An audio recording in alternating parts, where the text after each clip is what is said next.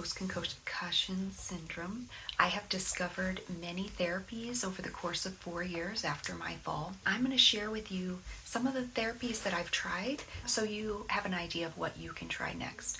When you have post-concussion syndrome, you get overwhelmed very easily, and it can be hard to make decisions or to know what to do.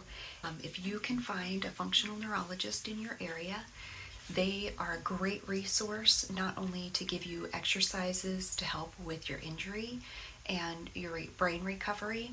That was the starting point for me to find other things that I can do to actually heal. So the first thing I learned from my functional neurologist, which has helped in every area since my concussion, is to notice your body. Notice your triggers. When I have a headache and I go outside, your headache feels better when you go in the shade. Or when you go outside and you're in the sun, it makes it worse. Like, notice those little things. And initially, you can ask people around you to help you notice. I'm going to talk about a lot of different therapies here, and some of them are expensive. So I just want you to know I didn't do all of these at the same time. I didn't even know about all of these at the same time. I went to the Amen clinics. They do SPECT scans there, where they take an image of your brain and they can see if there's low blood flow when your mind is at rest, and then also when you're doing an activity, a mental, like when you're thinking or problem solving, like reading or whatever. That was a big help for me. There are, you can just look up Amen clinics. They're all around the country now. Then you are assigned to a doctor, and the doctor has you do blood work. One thing that's essential is vitamin D. On the Amen clinic, they will list things that you should ask to be tested for. I meet with a doctor online from Amen clinics every couple months, and then he asks about my symptoms. He regulates, what supplements I'm taking based on that. He even had me do a mold test for my house and different things like that. So they're very comprehensive. It was between $2,000 and $3,000,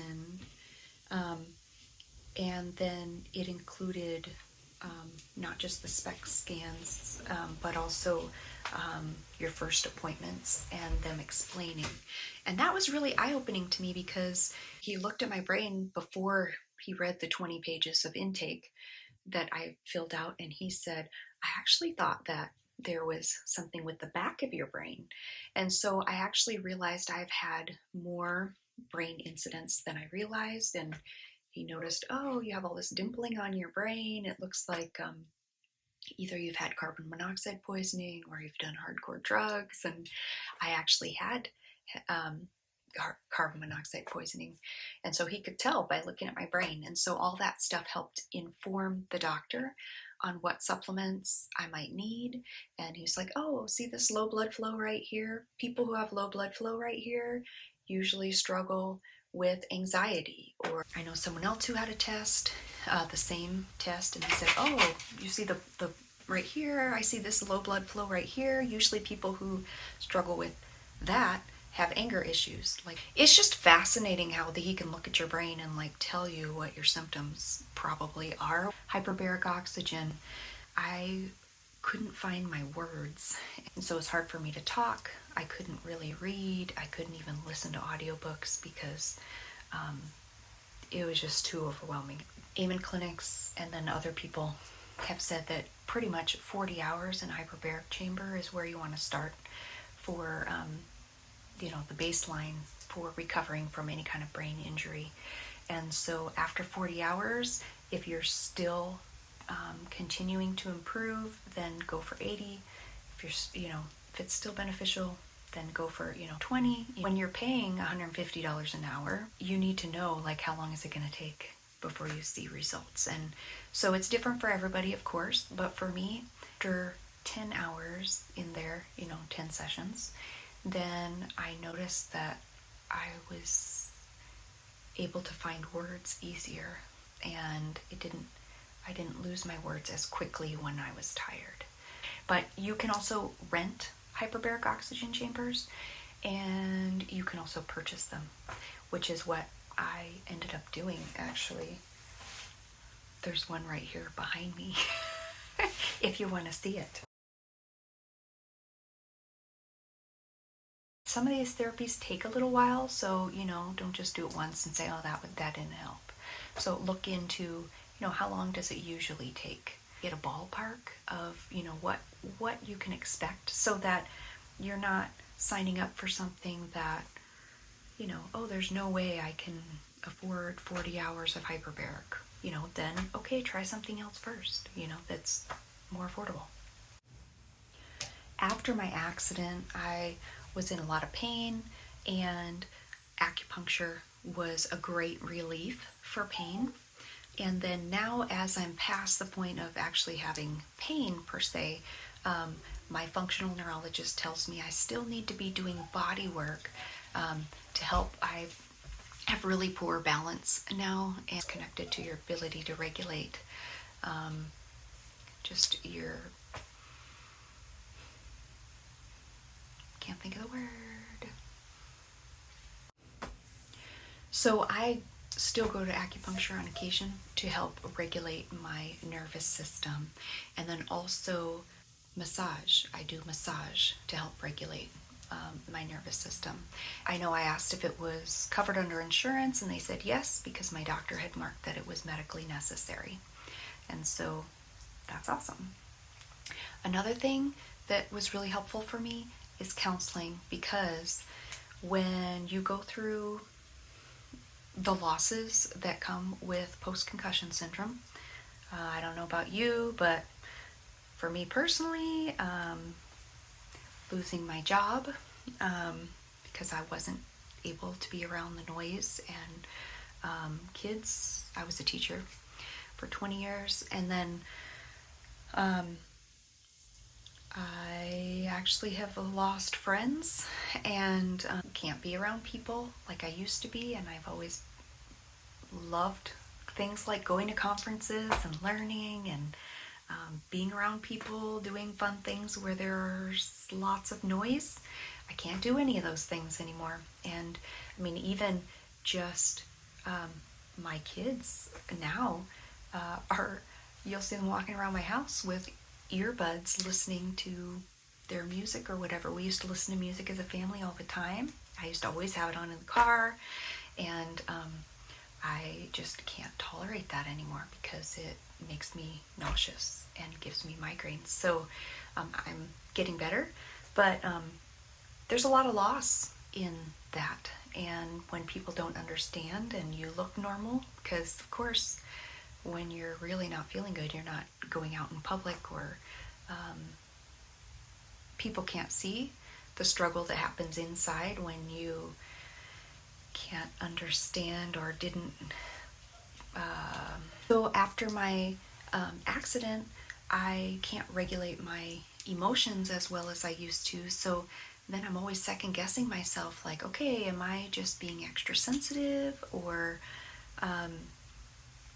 did they really mean that? And it just feels like you need help navigating. I feel like I need help navigating relationships now. And many people have told me that I've changed and that I'm not the same person, as if that makes me not able to be their friend because I'm not the same as I was before. I don't know, but it's really painful at times, and it makes you not trust yourself. And so, if that's an issue that you're struggling with, a counselor is really helpful. And when I went to see the nutritionist, the most important thing that helped me with my fatigue was 30 grams of protein within the first half hour of waking up. And so it's hard for me to get a lot of protein, so she just told me just to have a protein shake, and and then avoid processed foods if you can. But she started so slow, and that was really helpful to me. Like she didn't try to change a whole bunch of different things all at once, and she's like, okay, this month I want you to just try to only eat 3 meals a day. She said 2 or 3, but yeah, right. I was used to eating all the time, all day long, snacking and whatever. So, and that really helped. And then having 30 grams of protein with each meal. And she said, shoot for 30 grams each meal, but do at least 80 grams per day. I notice a big difference in my energy if I don't start off with 30 grams of protein. Every single doctor that I went to said that sleep regulation was key.